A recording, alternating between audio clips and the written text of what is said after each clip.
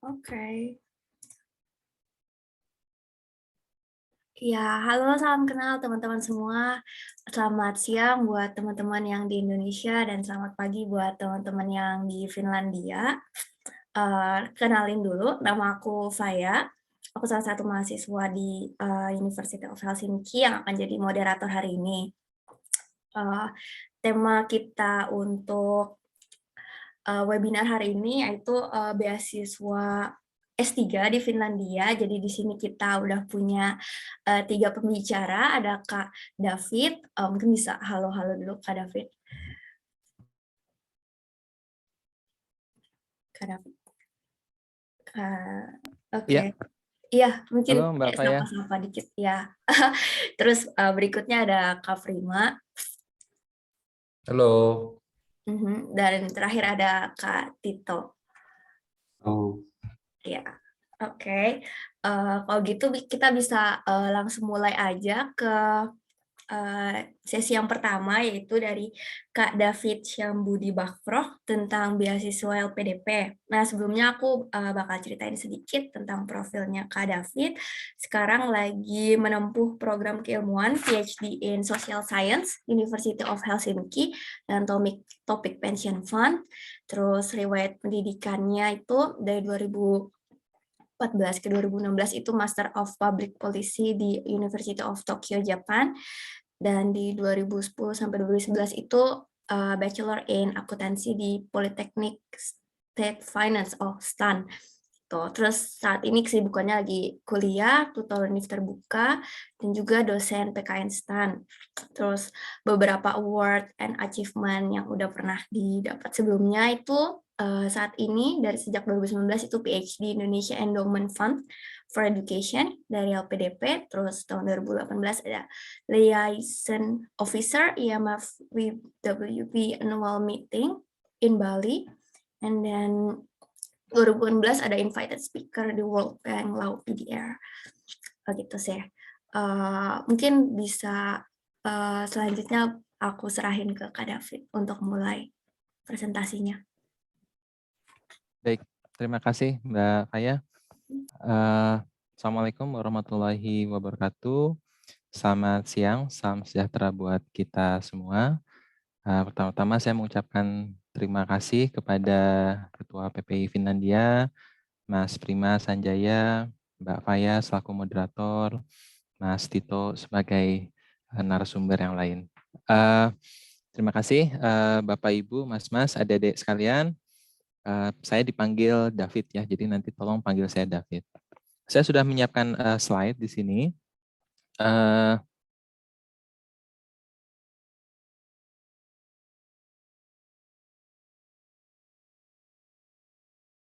Cek apakah slide saya sudah terlihat dengan baik? Kelihatan Sudah Kak? ya, baik. Ya, ini kontak saya ya. Silahkan kalau barangkali ada yang mau nyatet HP dan alamat email saya. Kemudian yang pertama ya, kita cerita LPDP dulu ya. Saya ada waktu sekitar 20 menit ya, berarti 15 menit lagi. LPDP itu sebuah lembaga pemerintah gitu ya. Duitnya dari mana? Duitnya dari duitnya dari APBN ya. Uang itu disimpan ya, diinvestasikan, bisa berupa sun, obligasi sun di penempatan di BUMN atau penempatan di deposito, yang imbal hasilnya itu nanti dimanfaatkan untuk kuliah awardee seperti itu. Nah, jadi ini kenapa ini saya sampaikan, karena beberapa saya paham ya, ada beberapa orang yang tidak mau dekat-dekat sama bunga-bunga kayak gini, seperti itu ya. Nah, kemudian awardee ini jumlahnya tahun 2020 itu sekitar 27.000, kemudian di tahun 2021 bertambah 14.600 dan target di 2022 itu 8.600 seperti itu ya. Nah, kemudian seleksi. Nah, ini saya ada masukan dari salah satu senior di LPDP. Tolong buka web LPDP-nya untuk tahu proses seleksi yang paling update. Jadi saya hanya memberikan gambaran seleksi secara umum saja gitu ya. Karena setiap tahun ini bisa berubah-ubah. Yang pertama ada seleksi administrasi, seleksi berbasis komputer, dan seleksi substansi. Ya, administrasi itu mulai dari menyiapkan berkas-berkas IELTS, TOEFL, ya, bebas narkoba. Kalau yang PNS itu harus ada izin kantor, ada usulan dari atasan, ada SKPNS, ijazah, transkrip, LOE, rekomendasi, proposal, dan formulir. Kemudian seleksi berbasis komputer itu seleksi nanti pakai komputer, ada TPA, tes potensi akademik, soft kompetensi, on the spot writing, dan seleksi substansi ini verifikasi dokumen. Jadi semua dokumen yang sudah kalian upload di administrasi akan dicek lagi aslinya seperti apa. Nanti ada leaders discussion dan wawancara. Tapi ingat ya, tolong buka web beasiswa LPDP-nya. Ini hanya gambaran umum saja. Ya. Oke, jenis-jenis beasiswa dari LPDP ini saya mendasarkan pada beasiswa tahun 2021. Pengumuman 2022 ini belum keluar ya. Nah, untuk program doktoral itu yang terbuka cuma 3 setahu saya. Yaitu yang pertama beasiswa afirmasi, untuk mereka yang tinggal di perbatasan atau daerah tertinggal, buat mereka yang berprestasi, buat keluarga miskin dan alumni bidik misi. Yang kedua, beasiswa Presiden Republik Indonesia itu untuk perguruan tinggi terbaik di dunia ya. Ada sekian peringkat besar dan itu rubah-rubah. Tapi intinya perguruan tinggi terbaik dunia. Nanti yang mengesahkan Bapak Presiden sendiri. Yang terakhir adalah beasiswa unggulan dosen Indonesia atau BUDI. Ini untuk dosen tetap di bawah Kemdikbud. Yang menjadi pertanyaan bagaimana kalau dosen tetap di bawah non-Kemdikbud seperti PTKL, Perguruan Tinggi Kementerian Lembaga. Nah itu diskusi yang lain. Ada satu lagi, artinya yang reguler, jalur reguler. Jalur reguler itu artinya ya kita diperlakukan sama seperti rakyat Indonesia kebanyakan. Gitu ya. Step by step-nya apa sih? Yang pertama adalah cari kampus, cari beasiswa. Mana duluan gitu ya. Ini bisa dilakukan paralel. Oke, sekarang kita mulai dulu dari cari kampus. Kalau cari kampus berarti kita harus bikin proposal penelitian. Kalau udah jadi nih proposalnya dalam bahasa Inggris ya, hubungi supervisor dan minta persetujuan supervisor. Ya, minta konsen mereka, Prof, apakah mau menjadi supervisor saya seperti itu. Nah, cara mengetahui bagaimana supervisor yang bagus bisa di googling di website SSRN atau kalian bisa merujuk ke jurnal-jurnal yang bagus kayak misalnya di Science Direct atau Web of Science gitu ya, jurnal-jurnal Scopus gitu. Nah, biasanya kalau kalian cari studi literaturnya itu akan mengerucut ke beberapa nama. Contoh nih, misalnya kalau saya nyari tentang student loan, itu pasti nggak jauh-jauh dari Amerika dan Australia kiblatnya. Kita cari siapa di Australia, cari-cari studi literatur, daftar pustaka macam-macam, itu yang selalu disebut namanya Bruce Chapman dari NU atau dari Melbourne. Nah, saya langsung kontak dia, bisa nggak gitu. Dia bilang saya udah penuh gitu kan. Nanti kita tanya lagi, bisa nggak ngerekomendasin saya ke temanmu yang lain, your college gitu ya. Oh ya, ada nih bagus, Gwilyn Crowther. Nah, gitu. Sampai ketemu gitu. Ya, awalnya saya mau ke Australia. Nah, kemudian yang kedua adalah cari beasiswa. Cari beasiswa dalam hal ini LPDP ya, dan kita daftar. Nah, ketika sudah lulus, nah kita akan menjadi seorang awardee yang warna ungu di sini. Nah, ini agak trikinya di sini. Kenapa? Karena ketika kita menjadi awardee, kita harus menandatangani sebuah kontrak yang disebut dengan surat pernyataan. Nah, untuk menandatangani surat pernyataan ini, kita harus sudah punya yang namanya LOE, Letter of Acceptance Unconditional. Ya, kalender pendidikan yang menyatakan kapan mulai dan kapan selesainya. Ya, kalau kita PNS nanti ada surat tugasnya dari mana gitu ya. Dan kalau kita pindah studi, ada persetujuan pindah studi dari LPDP-nya. Ya. Nah, saya menggarisbawahi LOE di sini. Nah, jadi jangan sampai nih ya, jangan sampai LPDP sudah diterima, kita belum punya LOE. Gitu. Dan sampai kadaluarsa, kita belum punya LOE. Atau sebaliknya, seperti itu. Ya, kita sudah punya LOE gitu ya, tapi terlalu jauh ya, LPDP-nya nggak nerima, misal lebih dari 6 bulan. Gitu. Jadi makanya saya menyarankan ini dilakukan paralel dan jaraknya tidak terlalu jauh lah, maksimal 6 bulan seperti itu. Yang kedua, kalau yang warna hijau, kalau kita sudah lulus, ternyata kita ditunda intake-nya. Ya. Misal saya waktu itu ada acara di Bali, IMF World Bank Annual Meeting, harus ditunda gitu kan. Saya sebenarnya PK-nya 138. bisa ditunda, itu bisa ya. Tapi ada beberapa izinnya ya. Aturan umumnya adalah 1 tahun. Cuma kemarin ada pandemi COVID plus 6 bulan. Tapi ini sekali lagi ini kebijakan. Jadi jangan berpatokan seperti ini ya. Ini ancer-ancer aja, kira-kira aja. Ya, batas amannya 1 tahun lah. Kemudian yang warna pink kalau kita melakukan perubahan perguruan tinggi dan perubahan program studi. Nah, saya juga kemarin berubah nih perguruan tinggi dan cuma program studinya tetap. Saya awalnya mau ke Jepang gitu ya, ternyata sama Jepang ditolak gitu ya, nggak tahu kenapa gitu. Dan akhirnya ada beberapa prosedur yang harus saya ikuti sampai bisa rubah perguruan tinggi. Dan itu cukup makan waktu. Nah, yang perlu digarisbawahi adalah jangan sampai, tadi yang saya bilang, jangan sampai beasiswa kita kadaluarsa. Atau sebaliknya, jangan sampai LOE kita kadaluarsa. Makanya harus pintar-pintar mencermati deadline-nya. Kemudian kita hak. Nah, ini haknya seperti apa sih? Nah, sekarang kita bicara di Finlandia ya. Di Finlandia itu, nah kebetulan S3 itu di Finlandia itu gratis, seperti itu. Jadi kalau gratis apa sih untungnya gitu? Tuition fee-nya atau SPP-nya itu. Karena beberapa teman itu ada yang lewat waktu. Jadi misalnya jatahnya 4 tahun, ada yang selesai 5 tahun, ada yang 5,5, ada yang 6 tahun gitu ya. Dan kalau kita beasiswanya sudah habis, ya kita harus bayar SPP dong di negara lain. Nah, tapi tidak di Finlandia. Jadi secara sederhana kita tinggal membayar biaya hidup lah seperti itu. Ya, tuition fee-nya dibayari at cost oleh LPDP, registration juga at cost. Book allowance ini 10 juta per tahun. Ya, jadi kalau kita PhD 4 tahun kali 4 ya, 10 kali 4. Kemudian disertasi ini biar penelitian itu sampai dengan 150 juta. Tapi ini up to ya, ini maksimum. Tergantung programnya kita apa. Nanti ada di slide selanjutnya. Kemudian kalau ada seminar dan jurnal itu juga ada alokasi biayanya. Nah, ini yang menarik, living allowance. Living allowance adalah jumlah yang akan kita terima setiap bulan. Uang saku lah ya. Itu sekitar 1.000 euro per bulan. Ya. Kemudian ini single ya, ini single. Kalau kita bawa keluarga gimana? Ditanggung 25% kali 2, maksimum 2 dependent. Jadi 50% dari 1.500. Jadi nanti kita 1.500. Dan nanti ada settlement allowance atau kita sebut uang pindahan. 2.000 euro itu bisa dicairkan 50% sebelum berangkat dan 50% setelah tiba di Finlandia. Ya, ini kayak uang pindahan aja.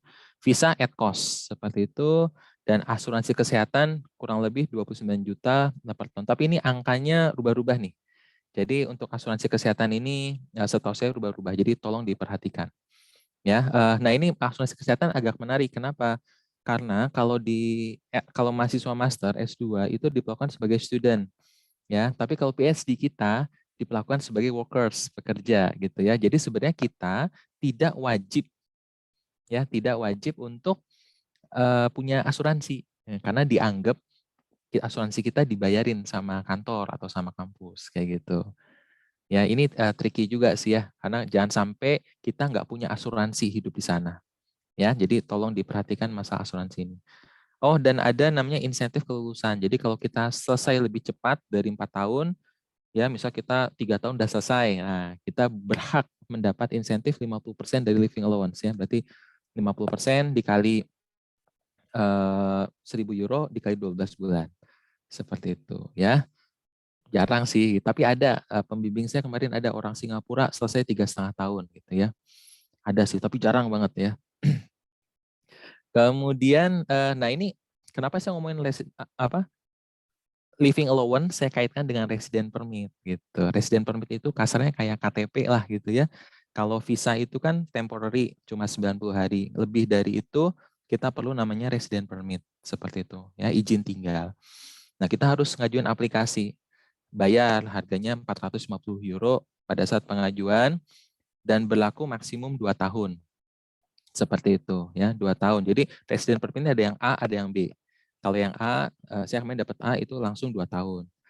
Nah, kan kita PhD 4 tahun. Nah, berarti nanti di tahun ketiga kita harus perpanjang sebesar kurang lebih 250 euro per orang. Nah, jadi kalau saya bawa istri dan anak 2, nah berarti 250 kali 4 gitu. Dan itu tidak ditanggung oleh LPDP. Jadi harus nabung lah, menyisihkan uang seperti itu, ya. Dan biayanya ini adalah standar biaya hidup minimal di Finland yang warna kuning ya. Itu ada sumbernya, silahkan diklik sumbernya PDF-nya ya. Jadi kalau satu one adult itu 1.000 euro gitu ya. Kalau ada another adult living in the same household tambah 700 gitu ya. Tambah anak. Jadi kalau saya ke Finland bawa istri tambah anak satu, minimal income saya berarti 1.000 tambah 700 tambah 500 ya 2.200. Padahal beasiswa dari LPDP cuma 1.500. Nah, dan artinya apa?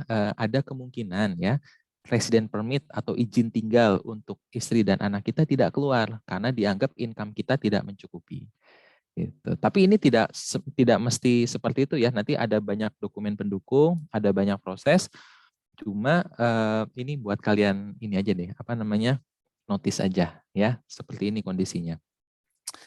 Contoh ini dana hidup bulanan kalau kita bandingkan ya, misalnya di Finland 1.000 euro, di Belanda 1.200 sampai 1.300, Australia, Amerika, Inggris, Jepang, Singapura. Jadi kalau di negara lain seperti Belanda, Amerika, Jepang, di kota-kota yang agak desa agak murah ya, tapi misalnya harus di Tokyo ya dia akan semakin mahal seperti itu. Kemudian ini yang tadi saya bilang dana bantuan penelitian tesis atau disertasi. Nah, kita kan karena doktoral, berarti kita yang warna kuning ya, yang B, yang disertasi. Kalau kita tidak pakai lab, itu dananya maksimum 120 juta. Kalau pakai lab 150 juta. Contoh saya ilmu sosial, ya anak ekonomi lah kasarnya gitu, nggak pakai lab. Ya nggak pakai lab itu maksimum 120 juta. Gitu. Dan ini ada komponennya, komponen belanjanya. Ya, jadi karena kita berurusan dengan keuangan negara, maka sebelum uang itu dicairkan, kita harus membuat yang namanya RAB, rencana anggaran biaya. Ya kasarnya anggarannya lah, seperti anggarannya harus disetujui supervisor dan lain-lain seperti itu. Jadi bikin anggarannya dulu, baru kegiatannya dilaksanakan. Gitu. Jangan kebalik ya, penelitiannya sudah dilakukan, ya belum bikin anggaran, tiba-tiba minta uang ke LPDP, minta dong kemarin saya ngeluarin duit segini-segini gitu. Nah itu jangan sampai seperti itu. Ya, jadi bikin dulu anggarannya. Ya, kewajiban dan larangan ya. Kewajibannya kita harus mulai dan selesai tepat waktu. Jadi ini pentingnya di LOE. Nah, ini agak menarik ya. LOE dari Finlandia itu ada tanggal mulai, tapi tidak ada tanggal selesai. Nah itu ada beberapa teman yang nanya seperti itu ya. Nah akhirnya gimana? Nah, akhirnya saya mensiasati karena saya PNS, jadi saya pakai surat tugas gitu. Di surat tugas itu kelihatan awal mulai dan selesainya kapan, seperti itu. Atau mungkin kalau bagi yang bukan PNS bisa menghubungi supervisor. Waktu itu saya juga nanya sama supervisor, kira-kira selesai berapa ya gitu. Misalnya kamu bisa nggak bikin written statement gitu ya. Saya expected to be graduate within 4 years misalnya kayak gitu. Ya. Kemudian setiap semester kita harus melakukan laporan perkembangan studi. Ini penting. Kenapa? Karena kalau nggak bikin laporan, uang bulanannya nggak cair. Kayak gitu. Nah ini penting banget ya. Karena apa? Uang bulanan dari LPDP itu dikasih per 3 bulan. 3 bulan sekali di awal. Gitu ya. Jadi jangan sampai ya, jadi jangan sampai uang bulanan telat ya. Karena kayak misal kita bayar kos-kosan itu kalau telat, misal saya di Unihome telat itu ada dendanya. Kalau nggak salah sekitar 6% apa 7% gitu. Kan sayang gitu ya. Kemudian kalau kita melakukan penelitian lebih dari 6 bulan di negara tujuan, kita harus lapor. Ya, lapor. Dan kalau kita balik ke Indonesia, setelah selesai ya, ini setelah lulus, itu harus segera balik maksimum 90 hari. Nah, kalau misalnya lagi kuliahnya, dalam 4 tahun kita mau pulang ke Indonesia, selama lebih dari sebulan, itu harus lapor LPDP. Kalau nggak lapor, ada kemungkinan ya, biasanya bisa dipotong. Seperti itu. Tapi baiknya sih lapor aja. Tapi kalau pulang ke Indonesia dalam rangka penelitian, nyari data, itu nggak apa-apa.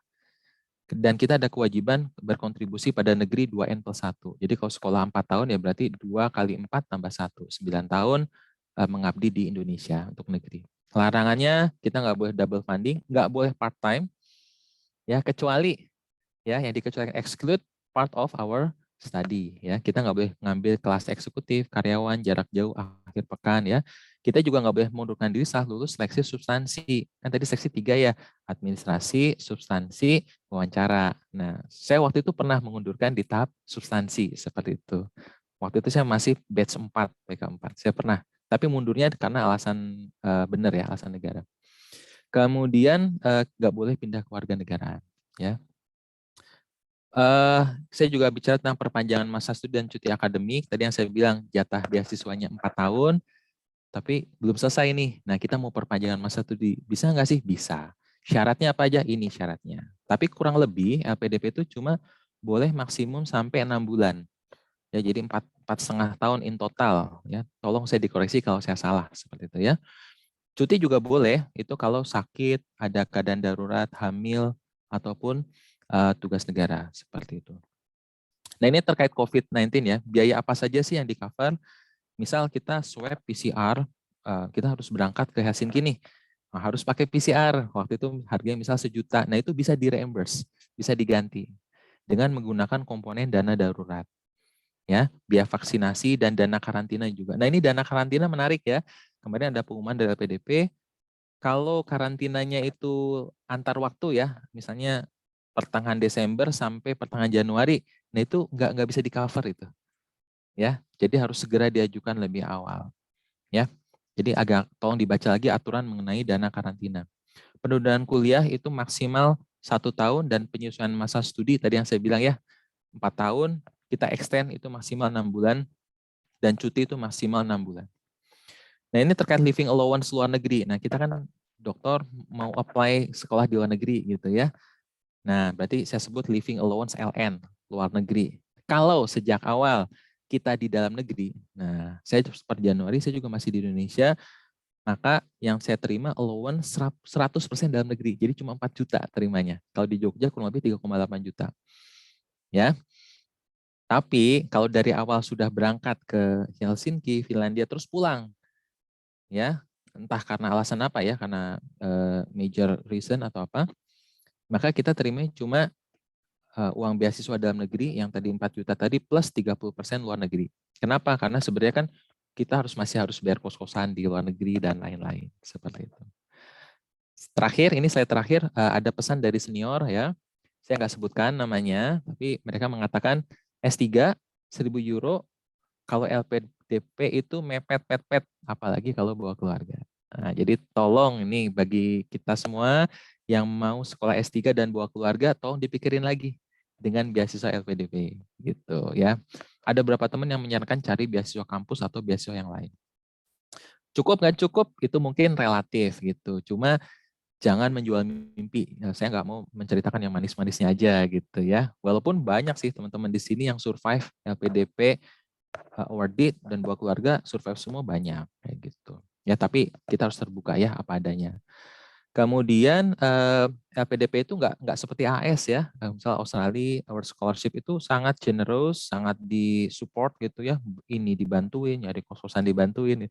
LPDP kita cenderung mandiri dan independen. Jadi kita harus banyak tanya gitu ya. Kalau nggak ngerti tanya senior gitu. Jangan khawatir ya. Di sini ada banyak senior seperti Kak Faya dan lain-lain, bisa ya. Pesan nomor 4 dari Pak Lurah LPDP. Nah, jadi LPDP itu punya grup ya, awardee semua ngumpul, ada satu bosnya. Nah, kita panggil namanya Pak Lurah. Jadi kita ada kelurahan LPDP cabang Helsinki gitu ya. Dan Pak Lurah ini belum pernah dikudeta selama bertahun-tahun lamanya. Jadi silakan Bapak Ibu, adik-adik sekalian di sini, kalau ada yang berminat mengkudeta Lurah LPDP, kami persilakan dan warmly invited to Helsinki ya. Dan terakhir ini proses S2 S3 ini agak menarik, independen ya. Jadi kita perlu membaca struktur course-nya dengan teliti. Misal ya, untuk lulus saya harus ngambil ini.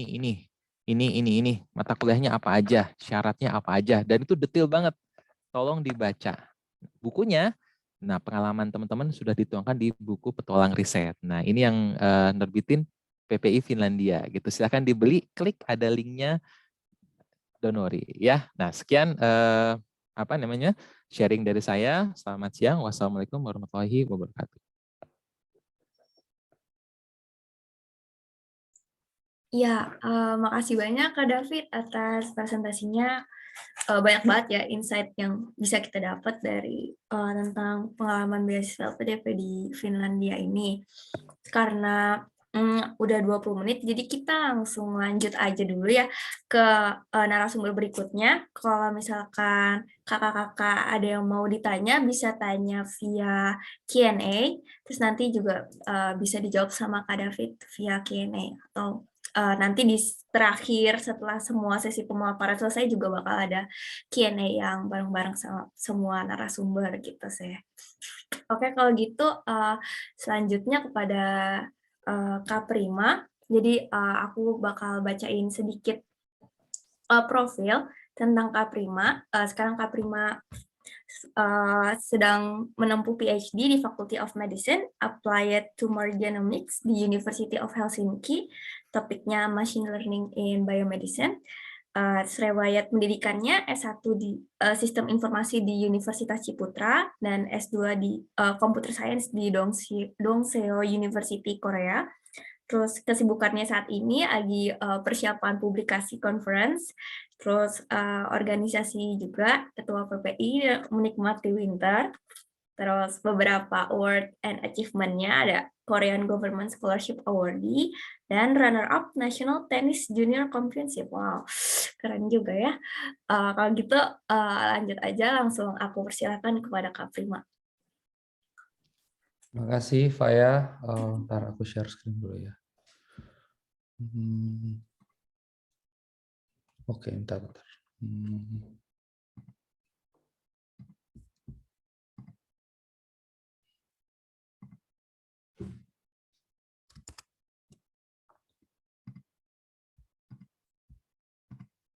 Kelihatan nggak ya? Faya kelihatan ya? Aku kelihatan. Oke, makasih Faya. Perkenalan sebelumnya udah briefly diperkenalkan ya. Assalamualaikum warahmatullahi wabarakatuh. Selamat siang teman-teman di Indonesia. Jadi sedikit aja lagi perkenalan. Saya Prima Sanjaya. Saya sekarang ketua PPI. Untuk riset S3 saya ada 2 afiliasi. Yang pertama di Machine Learning in Biomedicine Research Lab, itu di Institute for Molecular Medicine Finland.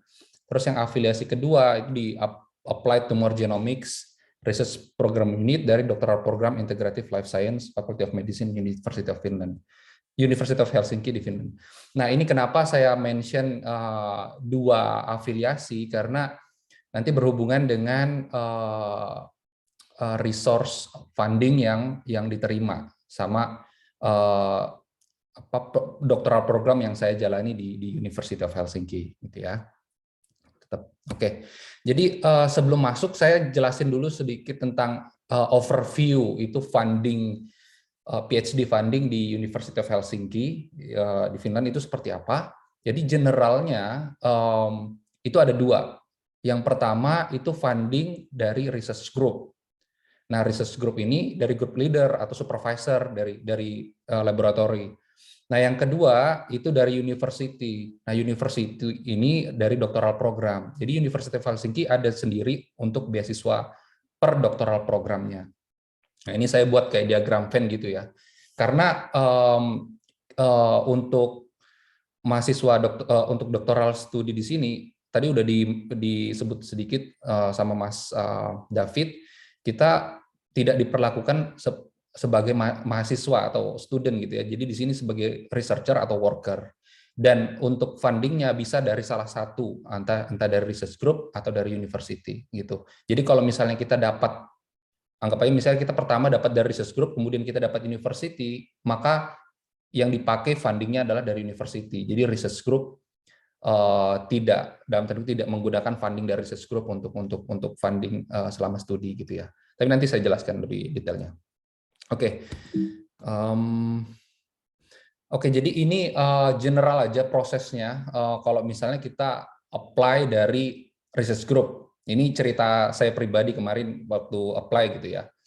Pertama itu kita di website University of Helsinki itu ada list open position-nya dari doctoral program, postdoctoral program, atau ya teaching assistant dan lain-lain semua ya, assistant profesor atau kayak gitu. Itu semua ada di open position, nanti ada di linknya, nanti saya kasih di next slide. Terus nanti dari situ kita apply, ada linknya, apply ada beberapa kayak dokumen yang harus kita submit. Terus nanti kalau memang supervisornya tertarik dengan CV atau CV-nya kita dengan skill yang kita cantumkan di CV itu, nanti kita bisa di-select untuk di telepon gitu ya, dihubungi untuk bisa interview.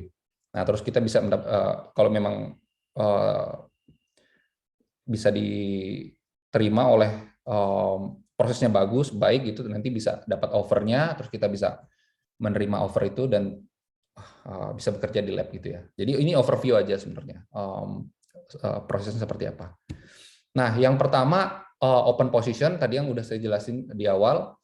Jadi bisa dilihat di websitenya ini Helsinki HotV and Open Position, ada beberapa list of open position di University of Helsinki. Ini biasanya dipost oleh supervisor. Jadi kalau mereka mendapatkan funding kalau di sini biasanya dari Academy of Finland ya, mereka membuat research lab, mereka dapat funding, mereka hire butuh researcher PhD, mereka bakal posting di sini di open position. Jadi dia akan group leader atau supervisor akan posting di sini. Kita buka aja di linknya itu. Nanti ada informasi tentang open position-nya itu, nanti apa yang akan dikerjakan, ini riset lab-nya seperti apa, potensi-potensi riset yang dikerjakan seperti apa, ada informasi generalnya, yaitu di sini yaitu tadi tentang lab-nya, apa yang dilakukan di lab gitu. Terus tentang administrasi pendaftarannya, apa yang dibutuhkan, CV, motivation letter, cover letter, seperti itu ya. Terus juga disebutkan di sini gajinya berapa. Jadi di Finland tuh cukup transparan banget. Kalau di advertisement-nya seperti ini, mereka menyebutkan gitu salary-nya berapa. Yaitu kalau di Finland untuk doktoral 2.200 sampai 2.800 euro per bulan. Nah ini gross ya, tapi karena dipotong pajak 24% kurang lebih, jadi kurang lebih dapat 1.900 atau 2.000 euro per bulan. Nah ini nanti yang juga nanti dipakai untuk apply visa gitu. Dan ini untuk awal aja, jadi biasanya setiap tahun nanti kita ada kayak evaluasi gitu dari supervisor, kita bisa naik gajinya gitu kok. Tapi nggak terlalu banyak sih, tergantung publikasi, tergantung performance-nya kita di lab sih. Tapi kurang lebih segini sih, 2.200 sampai 2.000. Nanti itu tergantung nanti pas diskusi sama supervisor setiap tahunnya. Jadi kalau dari website itu nanti ada buttonnya apply for the position, ada due date-nya kapan, apply dari situ. Nah kurang lebih inilah beberapa yang harus disubmit gitu ya kalau dari open position itu. Personal information, nama, alamat, birthday dan lain-lain gitu. Terus kemudian ada education history, kayak lulusan dari universitas mana, tanggal kelulusannya kapan, pernah bekerja di mana, kapan, dan jabatannya apa gitu ya. Terus CV-nya, cover letter-nya. Nah ini saran aja kalau karena di sini untuk yang di sini itu nggak ada motivation letter. Jadi di cover letter itu kalau bisa kita sisipkan sedikit motivasinya kita kenapa kita mau apply untuk posisi itu gitu ya. Jadi nggak yang full motivation letter satu halaman panjang gitu, tapi kayak pengantar ke semua dokumen-dokumen yang kita sertakan gitu. Jadi biasanya kenapa kita tertarik, karena si supervisornya melakukan misalnya riset yang sama dengan yang kita sudah lakukan seperti itu. Jadi briefly aja gitu, terus ya intinya seperti itu sih, short motivation ada disisipin sedikit, terus akhirnya terakhir di submit semua dokumennya. Nah nanti kalau sudah disubmit, supervisor akan menyeleksi juga sih, nanti akan dihubungi biasanya. Kalau saya waktu itu dihubunginya lewat email waktu itu ya. Nah ini setelah setelah dihubungi lewat email, bisa nggak nanti untuk interview datang onsite gitu. Biasanya onsite sih interviewnya. Jadi mereka akan biayai untuk semua transport, akomodasi gitu sih. Jadi waktu itu saya dari Korea datang ke Finlandia itu dibayar untuk 5 hari selama di sini gitu. Jadi termasuk tiket pesawat, akomodasi, ya tiket pesawat dan akomodasi. Itu sih. Kalau makan masih sendiri ya, kita pakai duit masing-masing. Tapi itu ya untuk cover interview onsite sih di University of Helsinki. Nah, selama di interview itu ngapain aja? Pertama kita private discussion lah intinya dengan grup leader atau supervisornya itu. Nanti kita cerita tentang riset apa yang kita kerjakan. Terus nanti ada kayak pertanyaan-pertanyaan teknis juga sih, mungkin kayak tapi nggak yang terlalu deep seperti apa gitu ya. Dia cuma pengen tahu sedalam apa skillnya kita, kemampuan kita dengan topik yang sesuai atau yang akan dilakukan di riset di laboratori tersebut gitu ya. Jadi nanti supervisor juga akan menceritakan, oh di lab ini kita kemungkinan akan melakukan seperti ini, seperti ini, seperti ini, seperti ini. Nah, kemampuanmu yang sudah misalnya sudah kamu pelajari itu mungkin bisa diterapkan di sini-sini. Kita ada beberapa project misalnya seperti itu. Nah, itu nanti diarahkan sama supervisor. Nah, satu lagi mungkin kalau di Finland itu untuk doktoral studinya, terutama kalau yang saya kerjakan ya, itu biasanya supervisor sudah punya beberapa list riset gitu, list project gitu. Kita nanti tinggal di-assign aja. Jadi, oh prima nanti melakukan riset di bagian sini ya, bagian sini nanti supervisor bisa bimbing gitu. Jadi bukan kita lagi yang mencari topik risetnya seperti apa. Jadi karena supervisor sudah punya topik riset sendiri, kita yang akan di-assign untuk melakukan riset tersebut. Seperti itu ya. Nah, terus ada juga sesi open discussion. Ini kayak seminar semi scientific seminar gitu. Jadi kita presentasi kurang lebih 60 menit. Nanti supervisor mengundang beberapa invited people person mungkin yang dia kenal atau yang kira-kira bisa memberikan rekomendasi apakah calon anak PhD ini bisa gitu ya untuk diterima nantinya. Jadi kayak di situ ya kita menjelaskan, saya menjelaskan oh riset tentang ini nanti ada tanya jawab gitu ya. Oh oke. Nanti setelah selesai presentasi biasanya sih supervisor akan menanyakan ke beberapa peserta peserta seminarnya itu bagaimana kira-kira calon yang ini gitu. Oh kalau misalnya oke, ya nanti akan ditawari lagi gitu. Nah waktu saya setelah selesai presentasi itu hari kedua gitu ya, itu hari ketiganya langsung dihubungin sih, langsung dibilang oh ya gimana ini kita bisa offer untuk PhD, jadi langsung dapat sehari setelahnya gitu keputusannya dari supervisor apakah saya tertarik untuk join di labnya dia gitu ya. Nah terus oh ya ini juga kalau kita juga fleksibel juga untuk bisa menjawab, tapi kalau bisa jangan terlalu lama gitu ya, karena kalau dari saya sendiri dulu prosesnya dari 150 calon PhD diseleksi jadi cuma 10, terus diseleksi jadi cuma 5 dan yang keterima 3 gitu ya. Jadi kalau misalnya sudah sampai di sini sudah dibayarin tiket pesawatnya dan lain-lain, terus kita enggak kan kayaknya, terus kita tunda-tunda, tapi di Finland maksudnya mereka nggak maksa gitu, mereka kasih kita waktu untuk berpikir.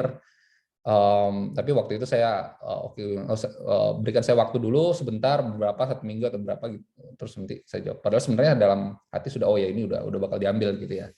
Cuman waktu itu saya ambil, cuman saya harus bilang saya nggak bisa langsung ke Finland karena saya harus menyelesaikan dulu beberapa kayak dokumen perpindahan dari Korea gitu ya. Kalau misalnya saya memulai 2 bulan lagi gitu, itu bagaimana gitu. Dan supervisor nggak masalah, oh ya bisa gitu. Nanti sambil menyiapkan dokumen-dokumen perpindahan itu ya visa, housing dan sebagainya gitu ya. Dan akhirnya oh ya ini untuk nanti kita dapatnya working contract. Oh ya ini karena kita itu bukan student gitu ya statusnya. Jadi kita dapatnya working contract. Jadi di working contract dapat salary berapa, terus berapa jam. Jadi oh ya satu lagi itu hitungannya di sini untuk student PhD kita dapatnya working hour per year. Jadi untuk kita diberikan waktu bebas gitu kapan aja untuk riset gitu ya, nggak 9 to 5 gitu, nggak dari jam 9 sampai jam 5 setiap hari, nggak seperti itu.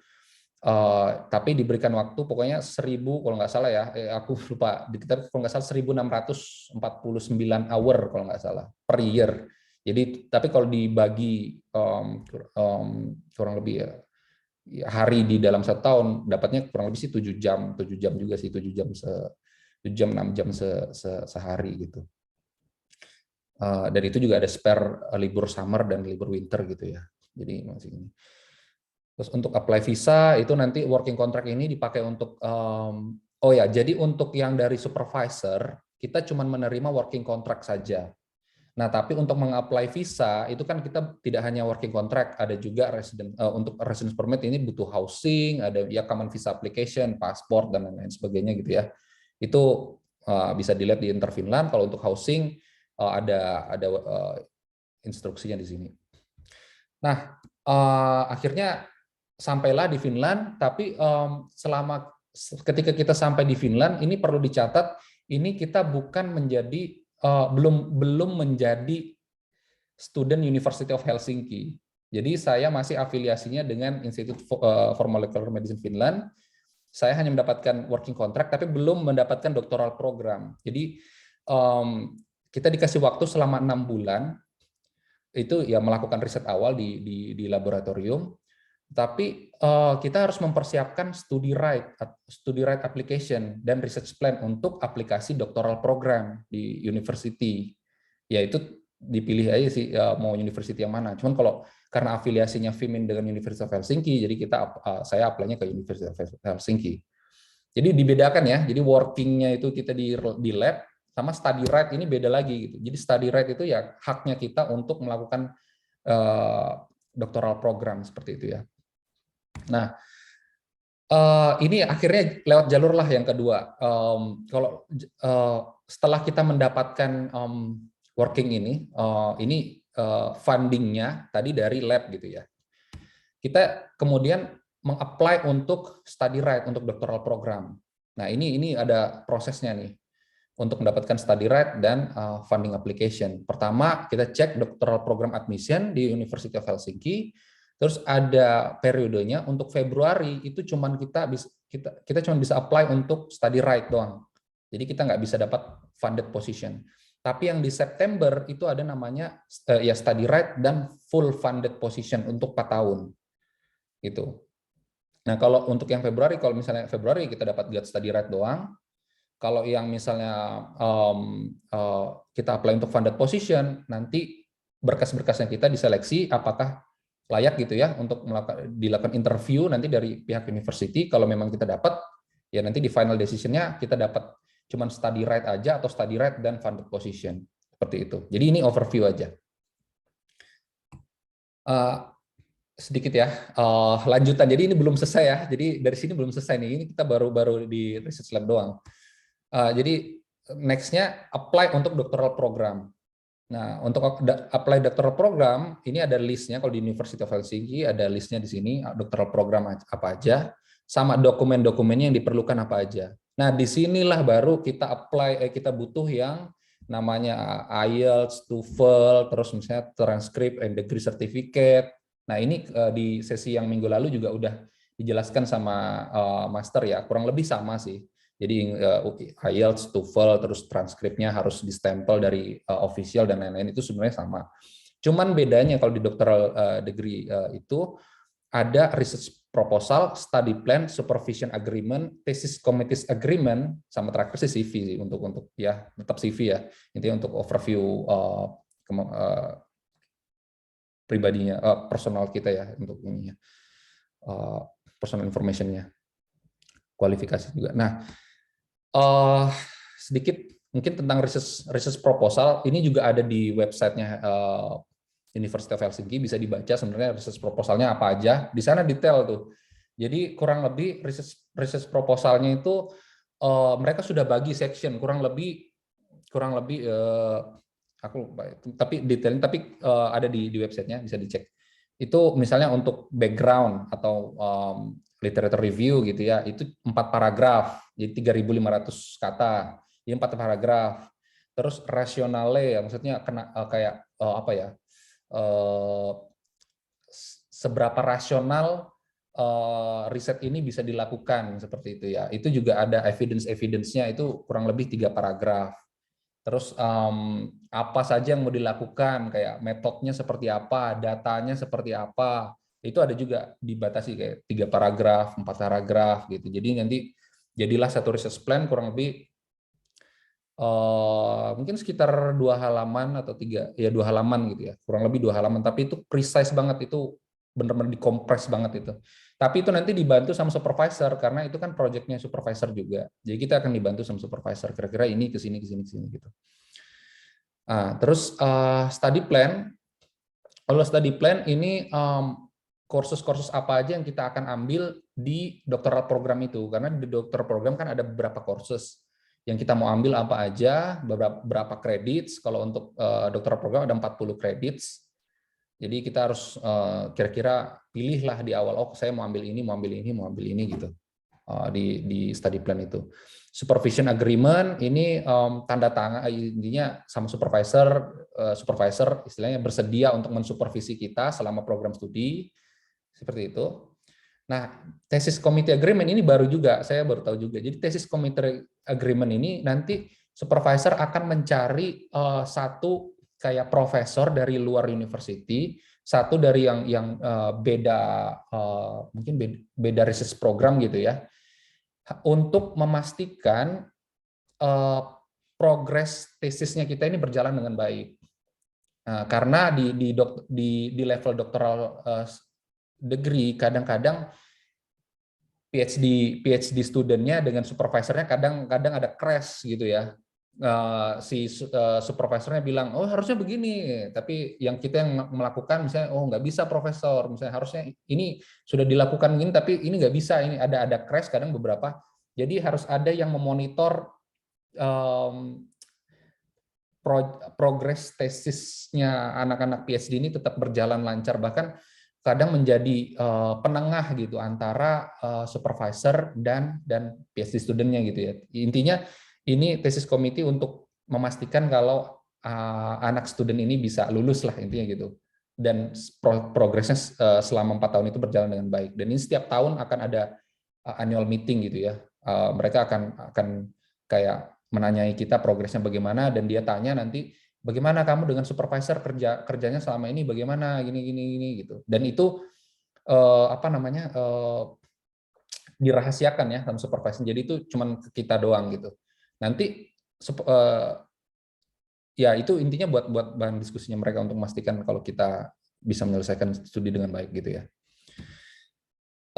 Oh ya, ini tadi ya beberapa admission periods-nya. Kalau untuk yang September ini bisa dicek di websitenya sih. Tadi udah, kalau biasanya untuk Februari untuk study right, September untuk study right dan funded position 4 tahun. Nah, kalau kita dapat funding, tadi aku udah mention di awal, kalau misalnya kita dapat funding dari university ya, tadi yang dari funded position ini, sebenarnya itu bisa, yaitu menguntungkan supervisor karena itu bisa mengurangi beban funding dari supervisor karena mereka kan punya, jadi biasanya supervisor itu kalau misalnya kita dapat funding dari university juga, kita nggak dapat 2 gitu ya, nggak dapat dari lab atau gitu, nggak. Jadi kita akan di cover sama university. Nah, dana funding yang dari supervisor ini itu biasanya digunakan sama supervisor untuk meng-hire PhD yang lainnya, atau biasanya digunakan untuk mengupgrade fasilitas gitu ya, fasilitas yang diperlukan untuk laboratorium gitu, atau dia butuh apa gitu. Intinya untuk risetnya dia gitu. Itu sih. Jadi mengurangi beban funding dari supervisor, sebenarnya itu aja sih kalau dapat funding dari university atau dari fakulti. Nah, tapi kalau kita tidak mendapatkan funding, ya kita menggunakan funding dari supervisor, dari yang awal tadi gitu ya, yang perjanjian dari working plan, working contract itu. Nah, ini sedikit aja terakhir pertanyaan mungkin ya. Bagaimana kalau periode studi lebih dari 4 tahun gitu ya? Memang di working contract itu 4 tahun. Awalnya kita dikasih 2 tahun, tapi nanti diperpanjang gitu ya, diperpanjang 1 tahun gitu ya, atau ada 2 tahun gitu ya. Nah, gimana kalau misalnya periode studinya lebih dari 4 tahun gitu? Kalau yang dari university funding itu tidak akan diperpanjang. Jadi kita ada untuk student harus apply grant untuk thesis writing, dan itu banyak sih sebenarnya di Finland. Jadi Finland ada satu kayak yayasan gitu ya, yang khusus memberikan grant untuk mahasiswa yang sudah tinggal nulis tesis lah ini gitu. Itu banyak. Jadi tinggal apply grant. Kalau dari lab funding itu tergantung dari supervisor. Kalau dia masih ada funding, dia bisa bantu. Tapi kalau enggak, ya kita harus apply untuk grant untuk thesis writing. Itu sih, mungkin itu aja. Ya, itu aja sih dari saya. Udah selesai sih slide-nya. Kalau memang ada pertanyaan nanti bisa ditanyakan. Itu ya, Pak ya, balik Pak ya. Thank you. Oke, makasih banyak Kak Prima atas paparannya. Sama kayak tadi ya, karena waktunya udah dikit, jadi kita bakal lanjut terus ke narasumber berikutnya, tapi kalau teman-teman punya pertanyaan yang mau ditanyain, bisa ditanya di Q&A nanti, Kak Prima sama Kak David, bisa jawab via typing answer, atau nanti di akhir sesi kita jawab bareng-bareng juga bisa gitu. Oke, kalau gitu kita lanjut ke narasumber yang ketiga, ada Kak Tito Adi Baskoro, sekarang lagi menempuh PhD di Aalto University School of Engineering di bidang riset teknik sipil, numerical simulations, terus riwayat pendidikannya S1 di ITB Teknik Sipil, S2 di Imperial College London Structural Engineering. Kesibukannya saat ini lagi nulis tesis, terus finishing paper terakhir, dan beberapa award and achievement-nya itu LPDP Award juga untuk master programnya, dan yang terakhir Dean of School of Engineering funded doctoral program. Oke, kalau gitu kepada Kak Tito aku persilakan. Terima kasih moderator. Halo semuanya, selamat pagi, selamat siang. Saya mulai aja.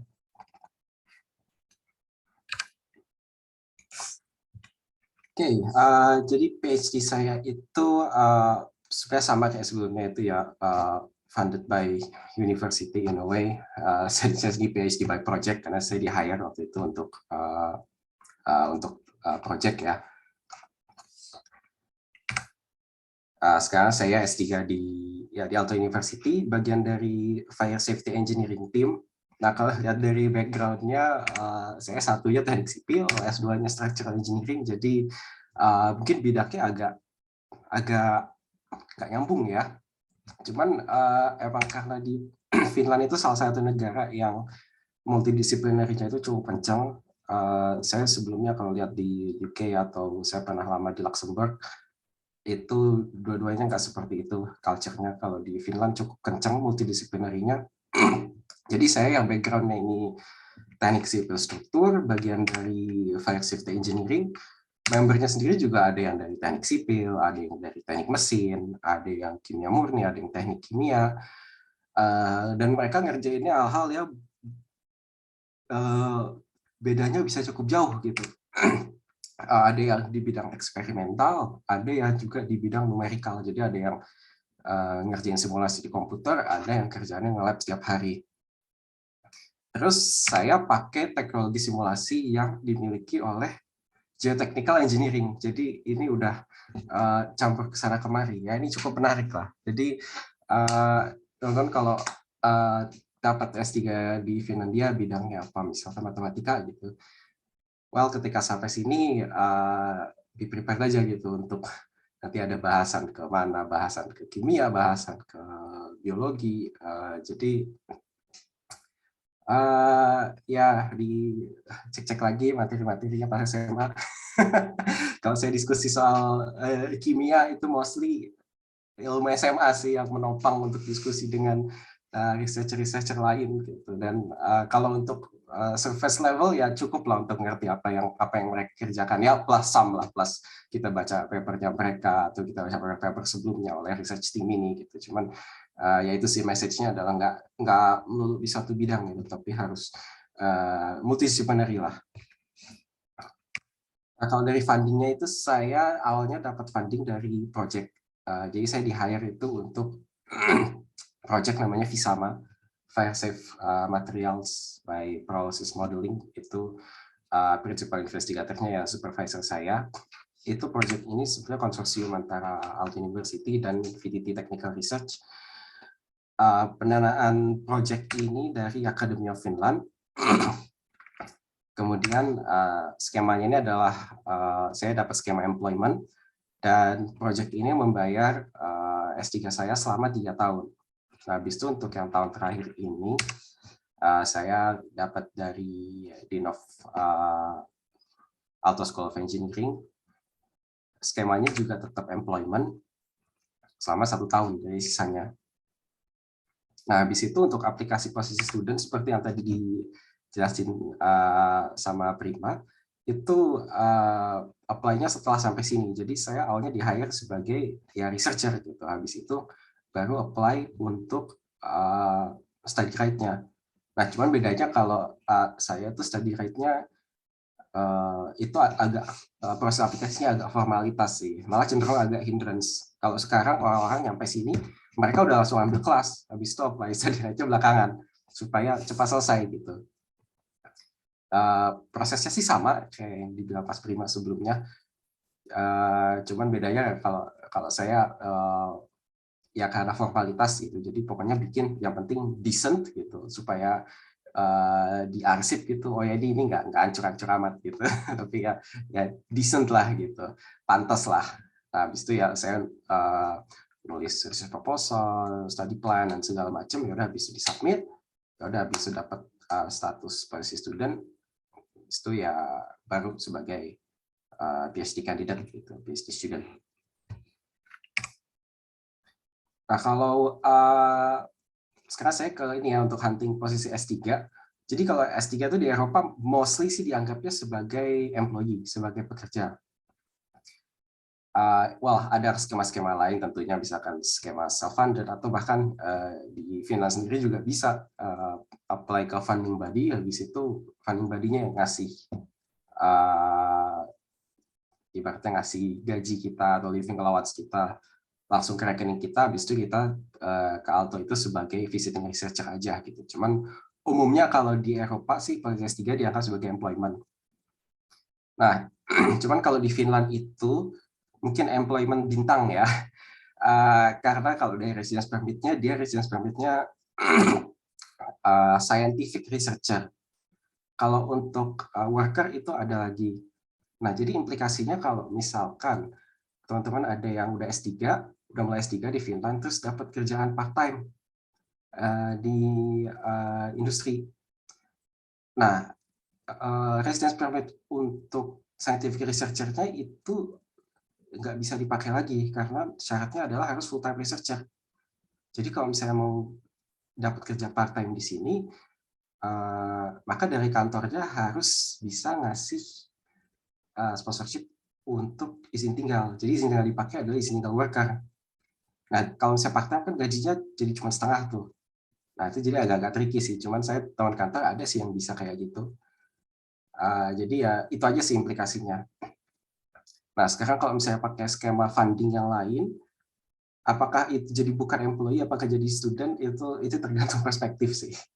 Kalau dari perspektif pajak, kalau misalnya ya sebagai student dapat funding yang langsung masuk ke rekening, itu nggak dipajakin karena dianggapnya itu sebagai stipend.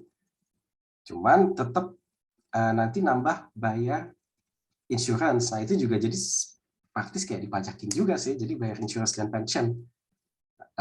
Jadi ya sebenarnya praktis sama sih, kayak dipajakin aja gitu. Nah, cuman paling implikasi lainnya adalah kalau dia bukan digaji dari Aalto University tapi dapat funding sendiri, itu yang nggak dapat perk-perk sebagai employee gitu, misalkan ya private healthcare, terus apa lagi ya, saya ingat private healthcare aja sih, tapi ada beberapa hal lain juga yang jadi perk-perknya employee. Nah, cuman skemanya apapun setelah saya di kantin nggak dapat diskon student ya, jadi itu bayarnya sebagai staff. Nah, terus kalau saya lagi hunting posisi S3 nih, sumber informasinya apa aja yang bisa dilihat?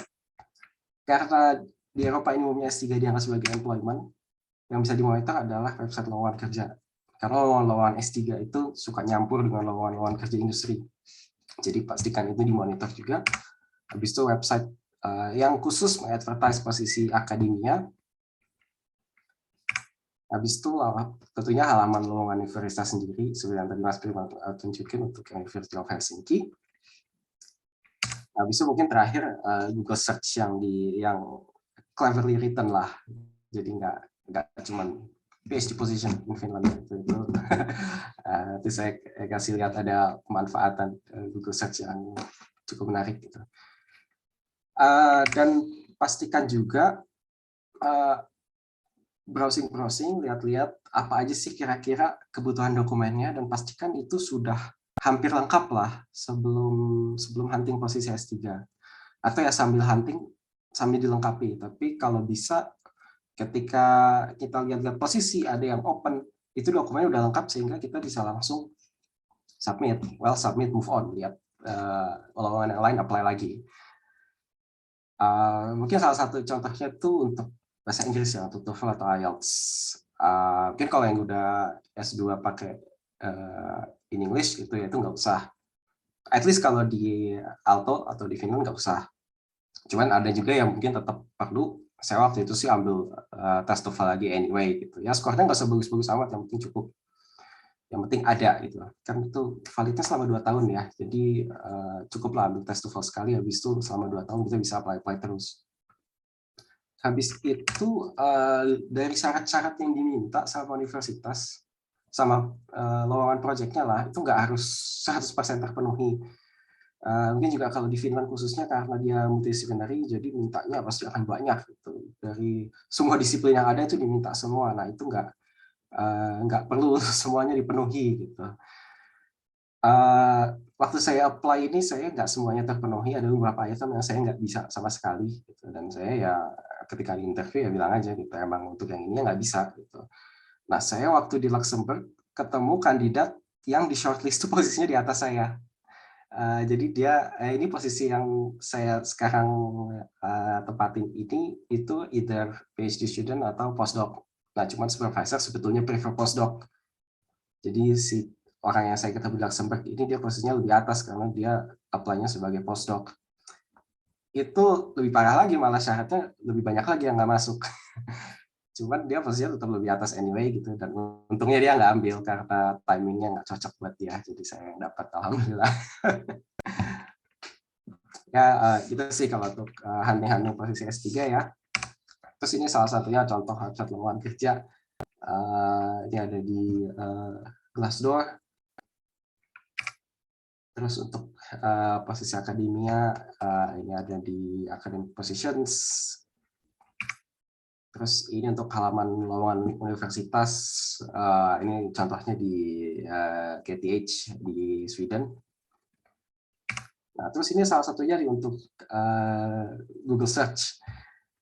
Jadi ini Google Search yang saya bookmark juga waktu saya hunting posisi S3. Kenapa begini? Karena halaman aslinya seperti ini, mostly in German lowongannya. Jadi kalau in German pasti kita nggak akan bisa apply lah. Terus kalau saya nggak bisa apply karena nggak punya background Jerman. Terus yang nggak bisa di search, nggak susah lah navigate-nya. Jadi saya bikin seperti ini. Jadi ini praktis kayak nge-search halaman itu aja sih. Nah itu salah satu kegunaannya juga. Nah ini saya dengan buku seperti ini banyak sih, ada 50. Jadi saya nggak spesifik apa ya mempromosikan Aalto atau Finland gitu, tapi in general saya ini apa itu Europe. Jadi saya punya bookmark 50 gitu, saya buka kayak 2-3 kali seminggu lah. Begitu ada yang menarik, apply, move on. Gitu. Habis ini saya sharing sedikit nih proses aplikasinya, sorry. Nah, waktu saya apply itu ini posisinya. Jadi salah satu websitenya yang tempat saya apply, itu untungnya ini saya keep halaman halaman aplikasinya ini, karena ini ternyata cukup berguna untuk nulis research proposal pas apply posisi student. Sama pas saya ada midterm review waktu itu, ya ini informasinya lumayan berguna lah untuk dimasuk-masukin ke laporan midterm review saya. Jadi dia minta aja either dokter kandidat atau postdoc. Nah, terus ini requirement-nya. Saya ada beberapa yang nggak masuk, yaitu yang ini nih. Jadi simulasi perilaku transfer panas dan moisture. Nah itu saya sama sekali nggak ada pengalaman. Ya udah pas interview gitu, nggak ditanya, udah saya bilang aja saya nggak ada pengalaman gitu. Dan di CV atau di cover letter saya nggak menyembunyikan gitu kalau saya nggak ada pengalaman gitu. Cuman malah terus yang lainnya masuk semua. Nah, terus ini requirement-nya yang diminta untuk proses aplikasi. Jadi, Mas Priva udah bahas ini juga sih tadi ya. Mostly apa aja yang diperlukan ini sama-sama aja sih. Cuman rata-rata seperti ini sih untuk di negara-negara Eropa lain. Mungkin kecuali UK ya, UK suka beda sendiri. Jadi, siap-siapin aja ini. Termasuk misalkan kayak apa nih, names of the referees. Jadi saya udah minta surat ke waktu itu saya kerja di lab di ITB sama di lab ITB, jadi saya minta 2 dosen yang jadi atasan saya waktu itu. Ya udah saya minta 2 itu, minta dalam bentuk kayak surat gitu yang sifatnya kayak general gitu. Jadi nggak spesifik untuk aplikasi tertentu, karena saya apply itu banyak banget. Jadi saya minta itu yang general, habis itu saya scan, ya udah saya gunakan itu kalau misalnya diminta reference letter. Kalau diminta ya, biasanya sih reference itu kita masukin. Jadi ketika kita apply, itu kita masukin kontak mereka. Habis itu nanti mereka, kalau misalnya kita diterima, atau mungkin sebelumnya saya kurang tahu titiknya di mana mereka dikontak, tapi mereka akan dikontak, habis itu baru mereka ngasih reference-nya sendiri. Nah ya biasalah kalau di sini ya misalnya nggak nulis sendiri ya, jadi itu kita udah ya sama-sama lah. Jadi mereka juga udah punya kopinya, sehingga mereka praktis tinggal copy paste aja setiap kali mereka diminta. Nah gitu, cuman siapkan juga kayak letter fisiknya yang mungkin di scan gitu, supaya kalau misalnya diminta saat aplikasi reference letter itu kita sudah ada. Itu habis itu setelah saya apply waktu itu dapat kabar oke, masuk ke shortlist untuk di interview. Jadi di Indonesia saya waktu itu di interviewnya, habis itu begitu udah dapat saya apply residence permit. Nah ini residence permit itu saya apply pagi ke embassy, sore udah granted. Jadi kalau untuk S3 biasanya cepat, mungkin ya within a week lah gitu. Nah, kalau misalnya yang punya pasangan, yang punya suami atau istri, sebaiknya apply-nya bersamaan. Jadi penuhi semua dokumennya, apply bersamaan buat pasangannya, habis itu biasanya akan cepat juga. Nah, kalau misalnya pasangannya apply belakangan, itu bisa lama. Mungkin bisa 6 bulan lebih gitu. Nah, jadi itu aja sih sarannya. Nah, habis itu baru di Finlandia ada kick-off meeting sama supervisor. Ada habis itu baru terakhir aplikasi policy student, dapat study right. Terus sudah kerjain research, ambil kelasnya, selesaiin SKS-nya.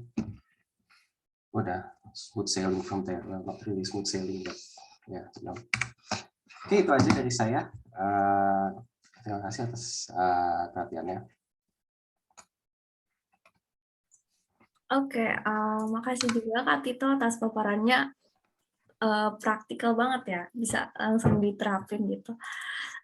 Oke, terus sekarang karena semua narasumbernya udah selesai paparannya, kita bisa mulai jawab bareng-bareng aja ya, yang ada di Q&A. Jadi mulai dari ini pertanyaan untuk Kak Prima Sanjaya, kalau untuk S2 atau pertukaran pelajar, apakah ada beasiswa universitas atau beasiswa research lab?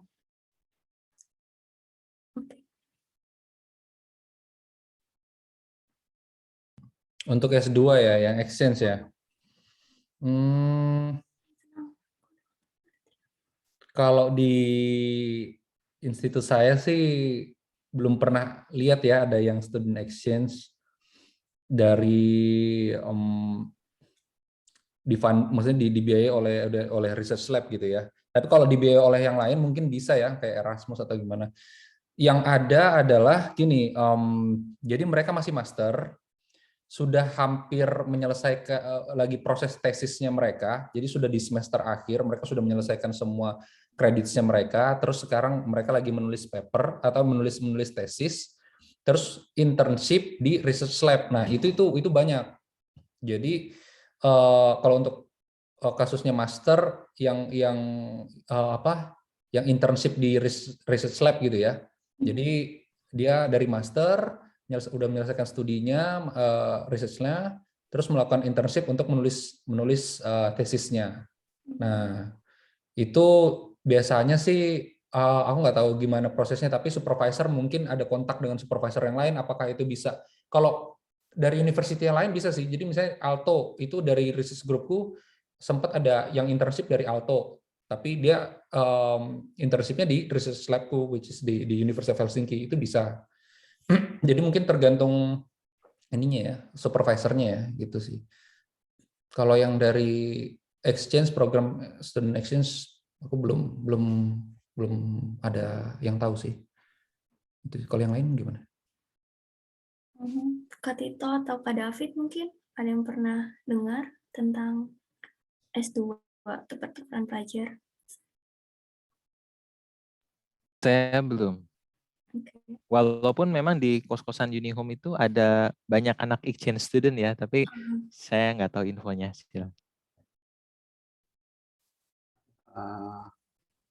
Iya, nggak ada sih. Iya, belum pernah tahu, sorry. Oke.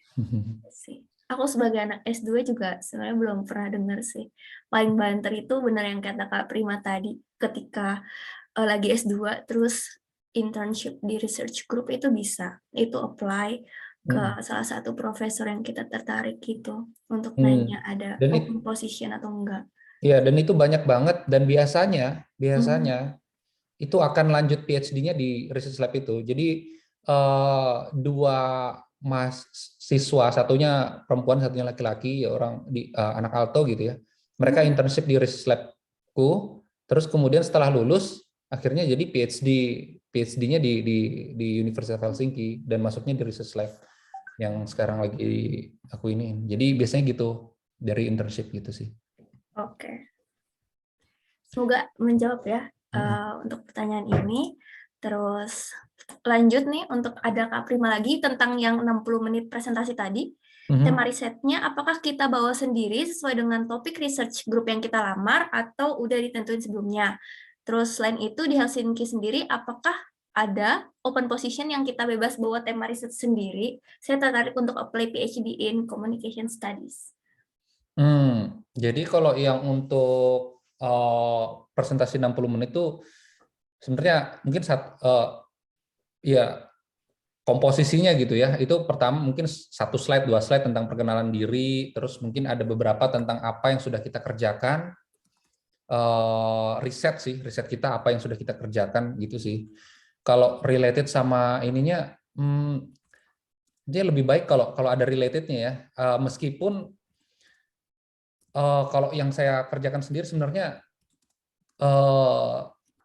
jauh berbeda dengan apa yang saya pernah kerjakan juga. Maksudnya gini, saya kerjanya dulu sempat di machine learning, artificial intelligence, tapi aplikasinya itu benar-benar baru gitu.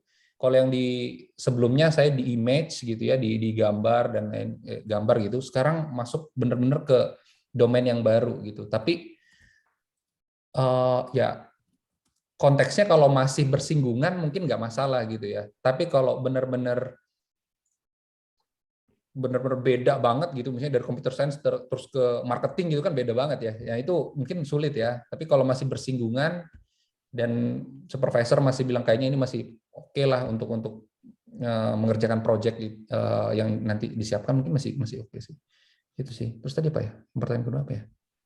Yang kedua, adakah open position yang kita bisa bebas bawa tema riset sendiri? Menarik sih. Kalau di kasusku sih semuanya rata-rata dari profesor ya risetnya itu sih. Tapi nanti supervisornya bakal nanya juga ini biasanya setelah selesai project yang pertama ditanya kira-kira bakal mau arahnya mau kemana nih gitu. Sambil dia kasih suggestion gitu sih. Kalau nggak tahu kalau yang lain gimana, Tito atau Mas David. Mungkin Mas David bisa. Di Kak Tito atau Kak David mungkin tahu ada open position yang kita bisa bawa bebas tema riset sendiri nggak? Mungkin di Alto gitu? Kalau bawa tema riset sendiri ya harus bawa funding sendiri sih biasanya. Dan fundingnya itu ya nggak masuk lewat Alto, habis itu di hire sebagai Alto employee, itu kalau di Alto ya. Kalau kayak gitu agak sulit karena ada beberapa policy Alto juga yang mengharuskan agak complicated lah. Karena saya sempat ada consideration untuk apply skemanya seperti itu. Gitu. Oke. Kak David ada tanggapan mungkin? Tanggapan dari saya, yang saya tahu itu ada namanya salaried position, ya salaried position. Cuma untuk apply salaried position ini harus jadi student dulu, gitu. Jadi kalau belum diterima jadi student nggak bisa tuh apply jadi salaried position. Setahu saya kayak gitu ya. Yang kedua tadi benar kata Mas Tito, kalau biasanya yang lowongan salaried position itu topiknya ya harus manut sama bosnya di lab itu. Setahu saya seperti itu. Oke. Yeah. Oke, semoga menjawab ya Kak Faidol. Oke, terus lanjut nih. Saya masih bingung bedanya lab compensation dengan funded position. Boleh dijelasin nggak kakak-kakak? Aku mungkin bisa jelasin. Kalau yang lab position itu intinya sih supervisor meng-hire PhD gitu ya. Uangnya atau fundingnya itu source-nya dari fundingnya profesor gitu. Halo, ya. Ya. Ya kalau yang tadi yang university itu bedanya cuma dari fundingnya aja, funding source fundingnya dari mana, apakah dari supervisor atau dari university. Tapi gajinya yang kita dapat itu tetap berdasarkan dari working contract itu. Jadi misalnya dari working contract kita sudah dapat angkanya nih, oh dapatnya segitu. Tapi nanti source fundingnya itu dipindahkan aja dia dari yang fundingnya profesor diubah ke fundingnya university. Itu aja sih, bedanya itu aja. Tapi yang kita terima tetap ya sama, jumlahnya sama dengan yang di working contract. Jadi kalau kita mau pikir sebagai mahasiswanya gitu ya, mahasiswa PhD, pokoknya kita terima working contract aja gitu. Terus kita dapat funded position atau misalnya dapat funded position dari university, ya berarti itu cuma mengubah status source fundingnya yang dari supervisor ke university, itu aja sih. Oke. Jelas. Mantap. Lanjut ya. Terus ada lagi nih untuk Kak Prima. Kak, untuk bidang nuklir medicine di Faculty of Medicine University of Helsinki, gimana menurut Kakak untuk doctoral program di sana? Waduh, nuklir medicine, wah ngeri banget ya. Mungkin karena dekat sama biomedicine kali ya. Nuklir medicine ya. Di nuklir medicine kampusnya sih kalau nggak di Vicky ya di Melati sih. Cuman nuklir medicine ya. Belum pernah dengar sih. Maksudnya dari teman-teman yang di sini biasanya sih drug discovery, kayak tumor genomics, cancer research, yang kayak gitu-gitu sih. Kalau untuk yang nuklir mungkin ada ya, tapi karena University of Helsinki terlalu besar gitu, belum sampai, nggak tahu info yang di situ sih. Okay. Tapi potensinya jelas, gitu. Potensinya ke depannya pasti bakal promising banget ya. Ini mungkin yang aku mau jawab pertanyaan yang agak praktikal nih untuk tadi di sini ada kakak-kakak narasumber mana tadi? Aduh. Mana ya?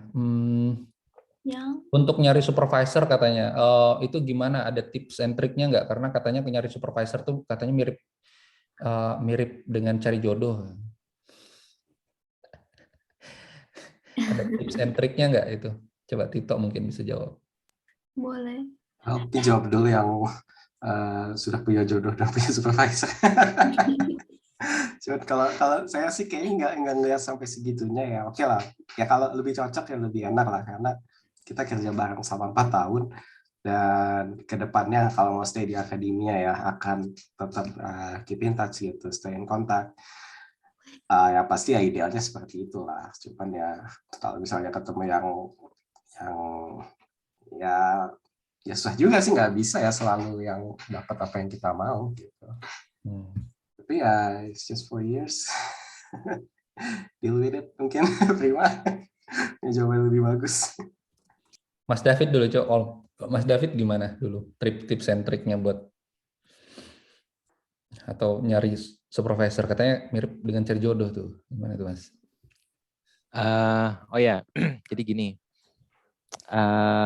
Kebetulan bosnya LPDP itu bosnya saya.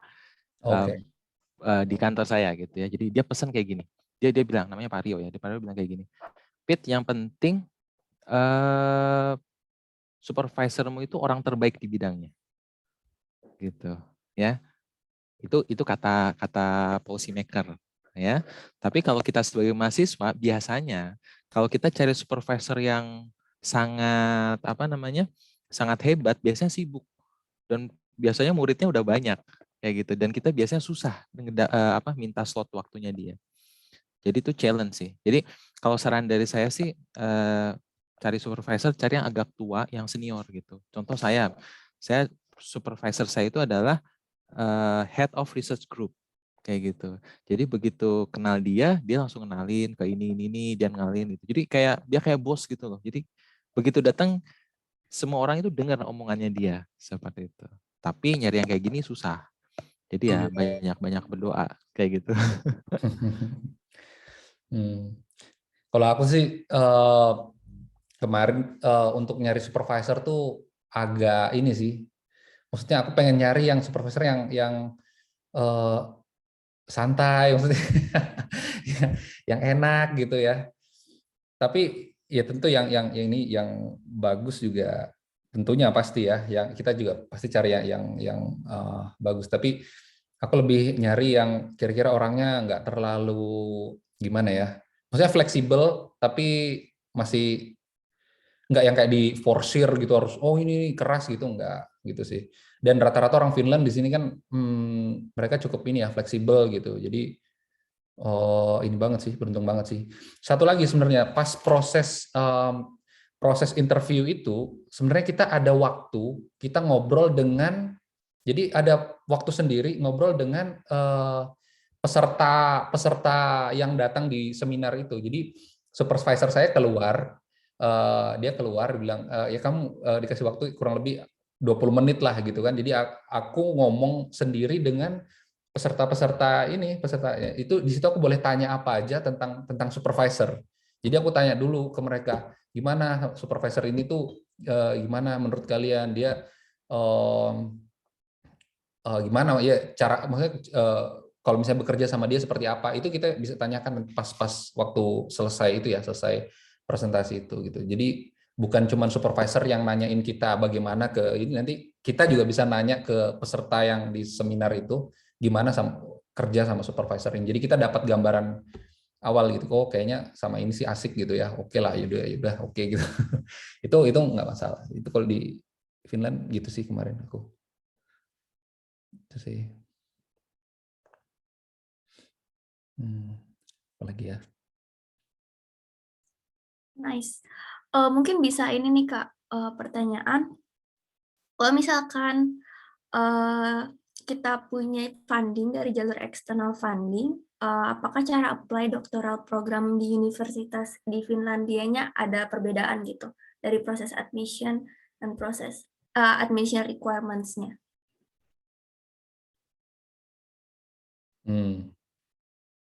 Harusnya nggak ada perbedaan sih.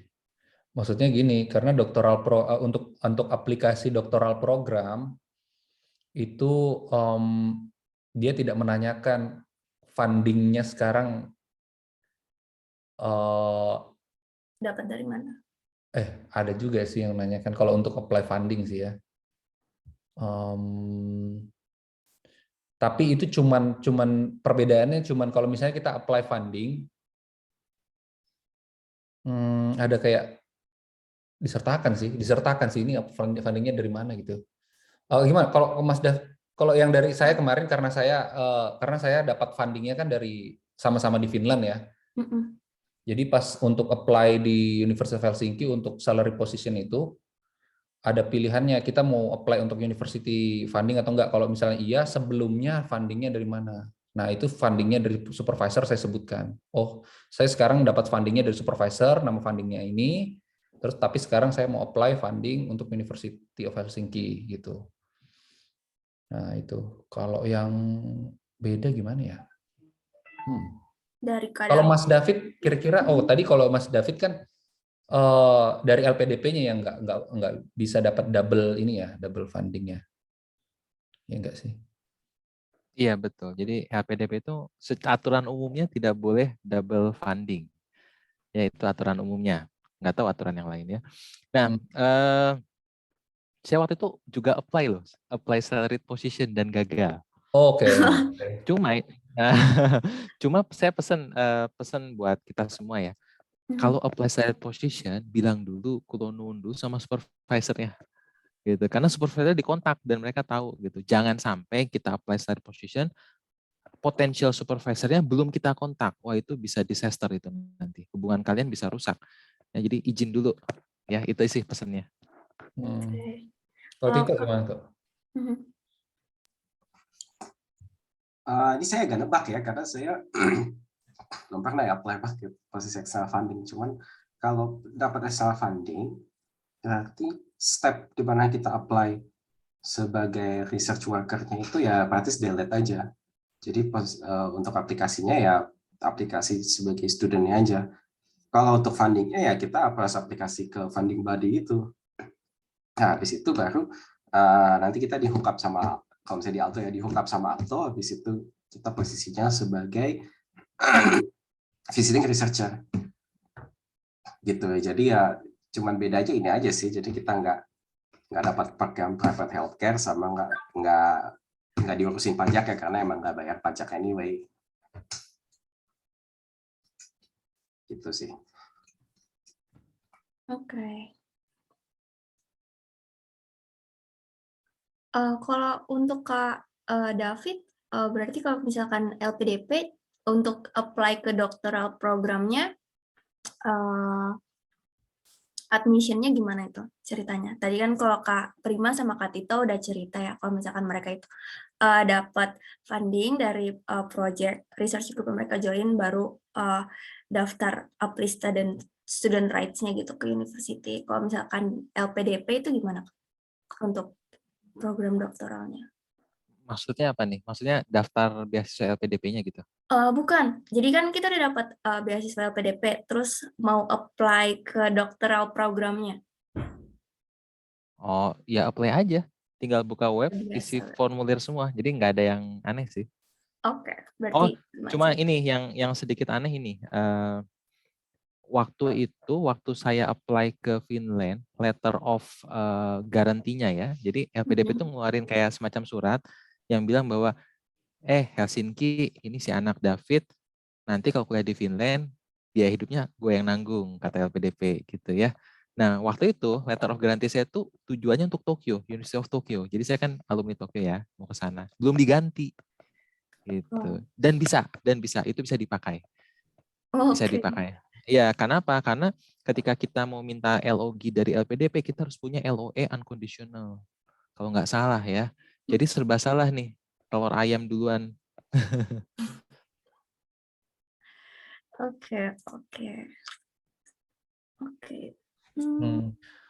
Ini ada pertanyaan sih, aku mungkin bacain aja. Ini dibilang untuk Kak Prima dan Tito berdasarkan pengalaman sharing selama intinya untuk doktoral di bidang pendidikan atau spesifik pendidikan matematika itu di kampus di Finland yang mana gitu, yang bagus gitu ya untuk matematika. Gitu. Kalau kita punya satu sebenarnya untuk pendidikan, tapi bukan pendidikan matematika ya, tapi untuk jurusan pendidikan itu ada satu, ada Mbak Satya, itu dia di University of Tampere. Itu University of Tampere salah satu, kalau nggak salah ya, itu punya kerjasama tuh sama Kementerian Kemendikbud kalau nggak salah, untuk pelatihan guru-guru ya ini di bidang pendidikan. Dan kemarin baru aja ada kunjungan tuh di sama Mbak Satya sama Stolha itu di University of Tampere. Nah, coba kalau bisa dilihat University of Tampere ada jurusan pendidikan, bisa dicek-cek websitenya. Itu salah satu yang terbaik sih kalau menurut saya. Itu sih. Tito mungkin kalau ada tambahan apa? Sudah itu aja. Apalagi nih? Oke. Kita lihat. Untuk mendapatkan funding dari university, apakah memang harus diterima di lab dulu sebagai worker?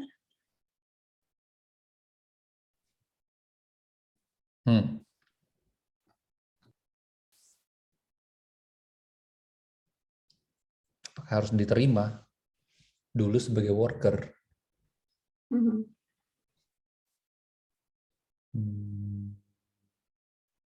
Ya kalau ngelihat kasusnya saya sih ya harus ini dulu gitu. Tapi nggak tahu ya. Enggak gini. Enggak. Ternyata enggak. Jadi gini. Jadi bedakan working contract yang di research lab sama doctoral program. Itu dibedakan. Karena ada teman saya yang satu lab tapi sekarang kerjanya dia di Tervestalo, itu di salah satu rumah sakit ya. Jadi anggap aja kayak kerja di perusahaan swasta gitu. Dia kerja di perusahaan swasta, join di research lab, jadi dia apply ke supervisor, saya mau apply untuk doctoral program. Tapi saya butuh istilahnya supervisor yang menaungi riset saya, PhD. Jadi dia statusnya adalah permanen employee ya, di salah satu perusahaan di Finlandia. Terus dia membutuhkan supervisor untuk dia doctoral program, dia apply lah doctoral program. Jadi ini anggap aja ya pekerja biasa mau apply doctoral program, butuh supervisor. Jadi waktunya di lab itu cuma 30% dia. Dan supervisor tidak terlalu memforsir dia untuk melakukan risetnya, jadi kayak independen aja. Jadi karena tidak menggunakan funding dari profesor juga, dia udah bekerja dan dia daftarnya untuk doktoral program untuk menyelesaikan studi S3 gitu, jadi supervisor. Dan jadi itu tetap bisa. Jadi tidak harus maksudnya di hire dulu di research lab gitu ya, terus kemudian daftar doktoral program, enggak. Di sini ada beberapa, kalau yang S3 itu sudah bekerja dulu, punya permanen employee gitu, dia udah punya permanen kontrak di perusahaan lain, tapi dia apply untuk S3-nya gitu. Tapi ya dia butuh supervisor kan untuk doktoral programnya dia. Jadi dia kontaklah supervisor, dapatlah ya kalau nggak salah pembagian 30% gitu. Itu ada diskusi antara perusahaannya dia dengan supervisor sih tentang bagaimana pembagiannya gitu. Kalau nggak salah gitu sih. Itu bisa. Jadi lebih ini ya, kelihatan jelas ya gambarannya gimana ya. Untuk doktoral program itu khusus dari university. Nah, kita mau kerjanya di mana boleh, itu beda gitu. Boleh di lab, boleh di perusahaan manapun gitu. Tapi untuk apply doktoral program butuh supervisor dari university tersebut gitu. Gitu sih. Mungkin kalau kayak kita gitu ya, saya sama Mas Prima, berarti mungkin main hurdle-nya itu adalah untuk dapat posisi sebagai researcher-nya dulu, sebagai worker-nya dulu, itu adalah main hurdle-nya. Ketika kita udah lewatin itu, udah punya working contract, udah punya supervisor, untuk dapat di doctoral programnya sebagai PhD candidate, sebagai PhD student, itu ya step yang lebih gampang lah. Kalau buat Mas Prima itu ya step, kalau buat saya itu ya formality. Ya, gitu. Ya, gitu. Jadi itu sih mungkin gambarannya. Oke. Ada lagi kah?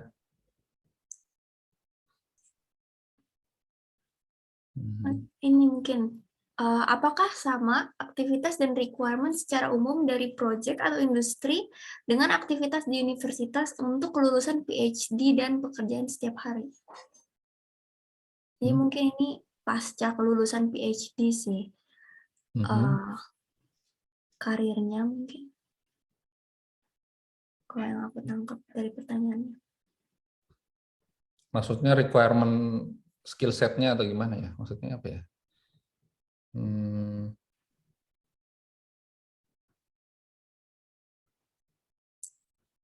Mana sih pertanyaannya? Ke 4 dari atas. 5 ya, ke 5 dari atas.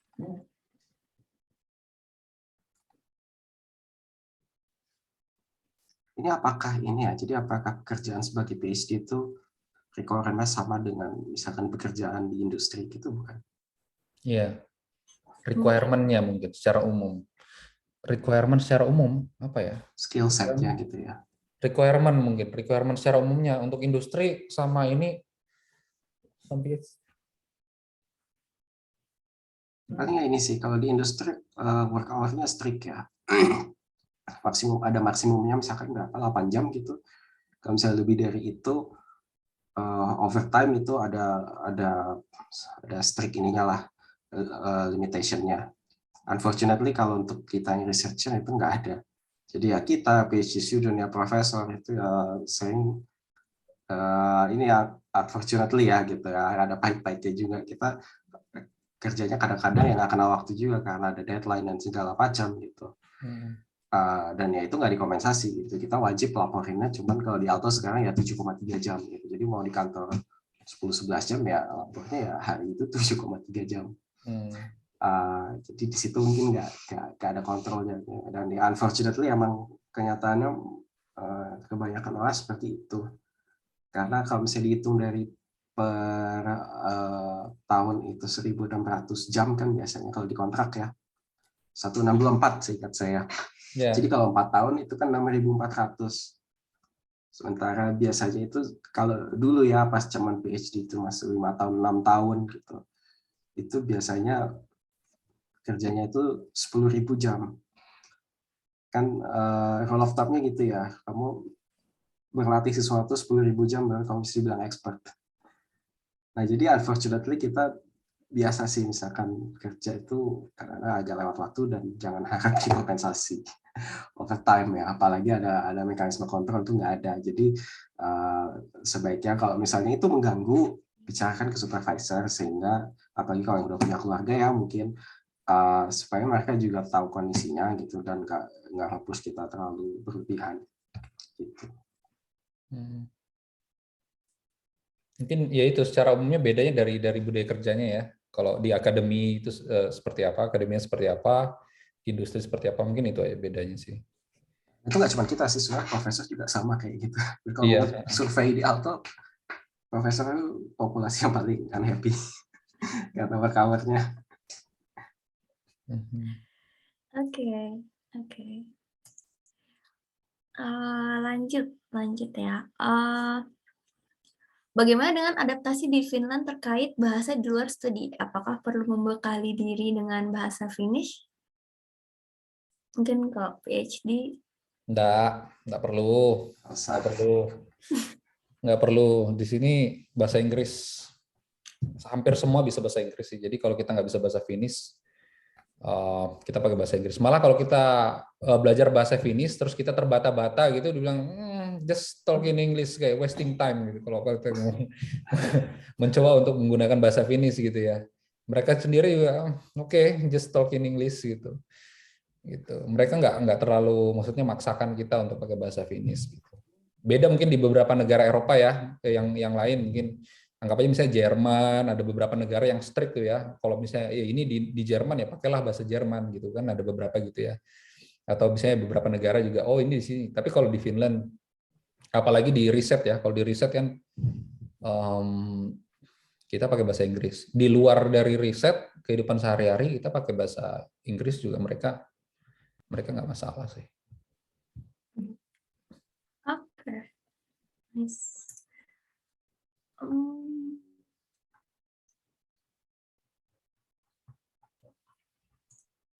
Mungkin itu kali ya, ini pertanyaan dari aku sih. Gimana kalau misalkan, tentang bawa keluarga nih untuk S3 gitu ya. Terus kalau, misal kalau dari Kak David sendiri tadi kan cerita kalau misalkan LPDP itu jika kita bawa keluarga itu, dari LPDP 1.000 terus ada 25% untuk 2 anggota keluarga gitu kan. Tapi kan, dari, untuk apply untuk residence permit itu kan, agak di bawah standar gitu kan. Itu, gimana biasanya, ngatasinnya gitu. Terus untuk Kak Prima sama Kak Tito juga, karena, misal nggak dapat funding dari LPDP gitu, kalau misalkan bawa keluarga itu, gimana gitu di sini? Baik, saya izin menjawab duluan ya, Mas Prima, Mas Tito. Ah.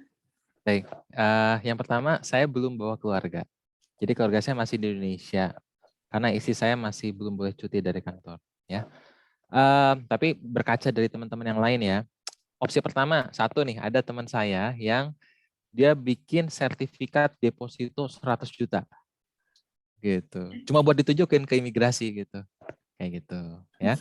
Opsi kedua adalah ada juga yang bikin kayak surat pernyataan dari kantor bahwa selisihnya itu akan ditanggung sama kantor.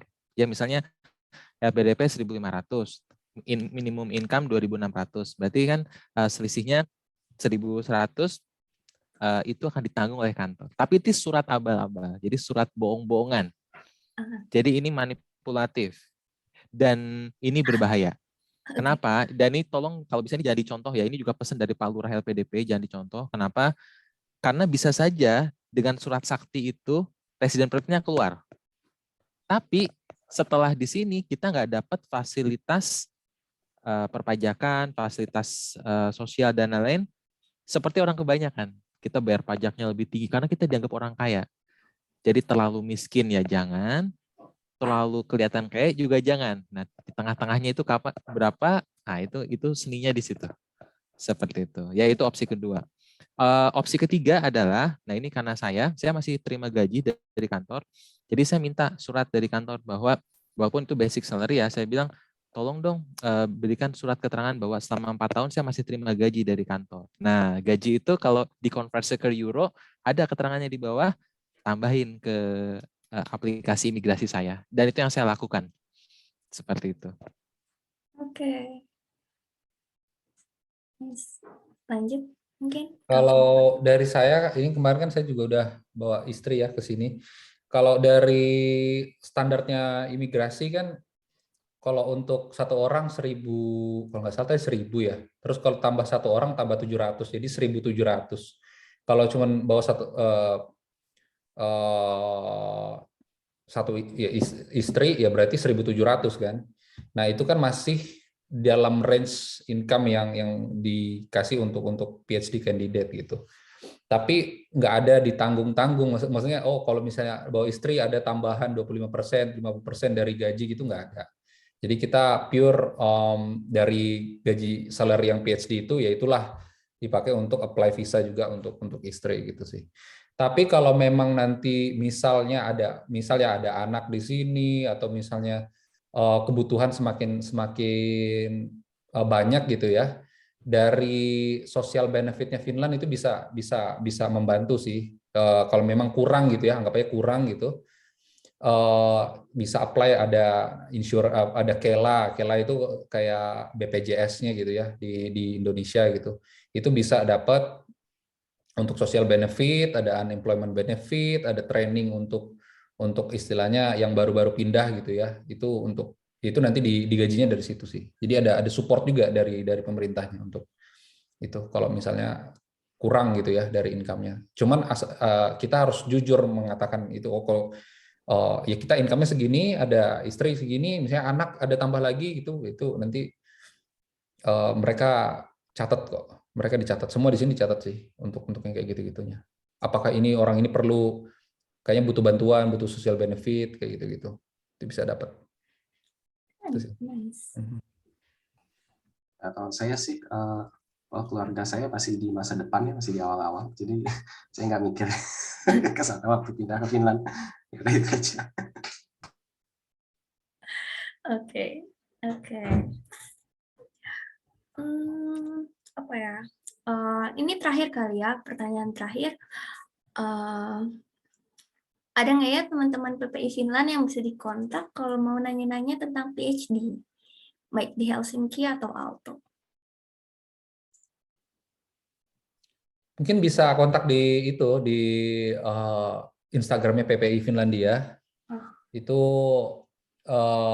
nanti dari PPI bisa bantu untuk jawab kalau misalnya ada kebutuhan pertanyaan-pertanyaan ya tentang admission, tentang mungkin universitas gitu. Coba aja ke Instagramnya PPI nanti dari sana. Atau kalau tadi beberapa yang udah di-share kontaknya, kalau memang bersedia untuk dikontak ya bisa langsung kontak yang bersangkutan. Tapi kalau memang ini kontak PPI nggak apa-apa, nggak masalah. Siap, Sip, bantu. sip. Oke. Udah sih kayaknya ya, karena waktunya sampai kalau waktu Finland sampai 9.45 aja. Jadi kita tutup pertanyaannya. Kalau misalkan teman-teman ada yang masih mau ditanya lagi, kayak kata Kak Prima tadi, bisa hubungi langsung aja ke Instagramnya PPI Finland, nanti sama kita dibantu jawabin gitu. Terus terakhir ini aku boleh minta foto dulu nggak ya? Mungkin Kak Prima bisa dibantu arahin. Oke ya. Oke, ntar. 1, 2. Oke, thank you. Oke, thank you all. Terima kasih buat kakak-kakak semua, Kak Tito, Kak Prima, Kak David. Makasih juga buat teman-teman yang udah datang di webinar PPI kali ini. Semoga yang disampaikan, sharing-sharingnya bermanfaat buat semuanya. Aku sebagai moderator, mohon maaf jika ada kesalahan kata.